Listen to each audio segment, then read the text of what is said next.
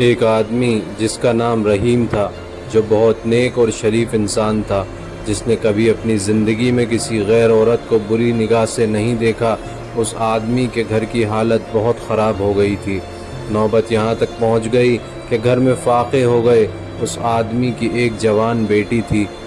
جب فاقے حد سے بڑھ گئے تو وہ لڑکی اپنے چھوٹے بہن بھائی کی حالت دیکھ کر بہت پریشان ہونے لگی۔ اس کے دماغ میں طرح طرح کے سوال اٹھنے لگے۔ اس نے سوچا کہ کیوں نہ میں گھر سے نکل کر کسی کام کی تلاش کروں جس سے میں اپنے گھر والوں کا پیٹ بھر سکوں۔ اس لڑکی نے یہ سوچ کر گھر سے باہر اپنے قدم نکال لیے اور کام کی تلاش میں بازار میں نکل پڑی۔ کبھی کسی کے گھر میں کام مانگنے گئی تو کبھی کسی کی دکان میں، مگر کسی نے اسے کام نہیں دیا۔ وہ تھک ہار کر اپنے گھر واپس لوٹ آئی۔ ایسے ہی کام کی تلاش میں گھر سے باہر جاتی اور شام کو تھک ہار کے گھر لوٹ آتی۔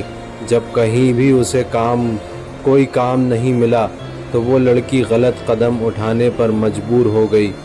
دل میں ارادہ کر کے گھر سے نکلی کہ آج میں اپنا شریر بیچوں گی اور کچھ کھانا خریدوں گی۔ وہ لڑکی گھر سے بازار جا پہنچی۔ جسم بیچنے لڑکی وہاں گئی اور لوگوں کو اپنی طرف آکرشت کرنا شروع کر دیا۔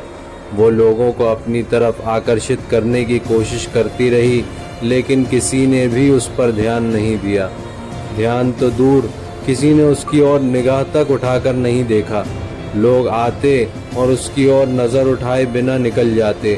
اسی طرح کھڑے کھڑے لڑکی کو شام ہو گئی۔ وہ پریشان ہو کر گھر کی اور قدم بڑھانے لگی۔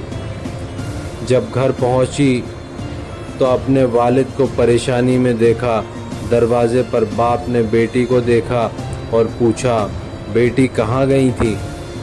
لڑکی اپنے والد کی بات سن کر ان کے پیروں میں گر کر رونے لگی اور معافی مانگنے لگی، اور پھر رو رو کر سارا ماجرا بیان کیا کہ ابا حضور، مجھ سے اپنے بھوک سے بلکتے ہوئے بھائی بہن کی حالت دیکھی نہیں گئی اور میں مجبور ہو کر جسم بیچنے گئی تھی، لیکن ایک بھی آدمی نے بھی میری طرف نظر تک اٹھا کر نہیں دیکھا۔ پوری بات سننے کے بعد باپ نے اپنی بیٹی سے کہا کہ بیٹا، تمہارے بابا نے آج تک کبھی کسی غیر عورت کو آنکھ اٹھا کر نہیں دیکھا، تو یہ کیسے ہو سکتا تھا کہ کوئی تمہیں نظر اٹھا کر دیکھتا؟